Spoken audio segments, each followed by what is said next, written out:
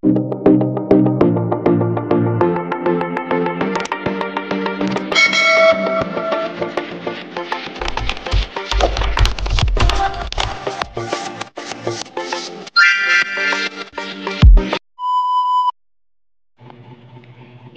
ang iyong mga mata at sampitin ito ng 3 beses at mababaliw siya sa sobrang pagkamis sa iyo. Hello mga guys, kumusta kayo? Panibagong araw, panibagong video na naman tayo. And sa araw na ito ay isa na namang video ang aking tuturo sa inyo na simpleng gabay o simpleng pamamaraan na makakatulong sa atin. At bago ang lahat, gusto ko lang mag-disclaimer sa mga taong hindi naniniwala at hindi gusto mga kagaya nitong video. Please skip this video and maghanap kayo ng videos na gustong gusto nyo, dahil ang video na ito ay para lamang ito sa mga taong naniniwala and gusto mag-try. Sa lahat po ng mga nagko-comment dito sa aking video dito sa loob ng aking channel, mag-ingat sa lahat ng mga nagre-reply sa inyo na dinadala kayo sa kanilang WhatsApp and MO app upang makaiwas po tayo sa scam. Ngayon po ituturo ko sa inyo paano siya mababaliw sa sobrang pagkamis sa inyo. Ito ay pwedeng gawin sa parehas ng kasarian, babae ito babae and lalaki ito lalaki, and syempre naman sa ating babae at lalaki na mag-partner.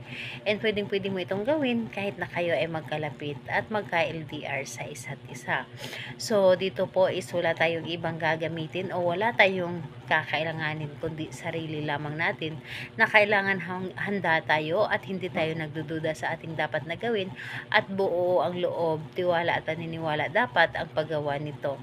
So ngayon po ay gawin mo ito bago ka matulog sa gabi. So gawin mo ito bago ka matulog sa gabi, and ayun po, pwedeng nakahiga ka, pwedeng nakaupo, basta bago ka matulog sa gabi. And sisiguraduhin lang po ninyo na tahimik ang paligid, dahil mas maganda na gumawa tayo nito yung tahimik ang paligid para mas makapag-focus tayo sa ating dapat na gawin at mapapagana natin ang ating isip. So ganito po, pumikit ka lamang. Habang pinipikit mo ang iyong mata at kailangan na para bang nakikita mo siya, yung nakikita mo yung mukha niya habang nakapikit kayo.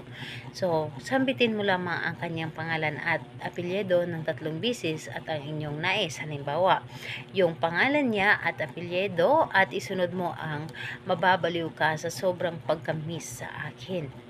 Pangalan, apelyido, mababaliw ka sa sobrang pagkamis sa akin. Hanggang 3 beses mo itong sambitin. So, dito po, pagkatapos mo sambitin ng 3 beses, ay isipin mo siyang muli. So, asahan po ninyo na ang taong ginawa nito ay sobrang kakabahan siya at lagi kanyang mamimiss, yung tipong hindi siya mapakali na hindi kanya makita, dahil gugustuhin niya na lagi kanyang makasama o lagi kanyang makita. So dito sa kahit anong araw, pwede mo siya itong gawin at oras, basta sa gabi lamang, dahil sa gabi is mas mabilis ang bisa nito, lalo na kapag tahimik na ang paligid. So siguraduhin po ninyo na sobrang tahimik ang paligid kapag ginawa ninyo ito. So ayun po, salamat po sa inyo. Bye bye everyone, God bless us all.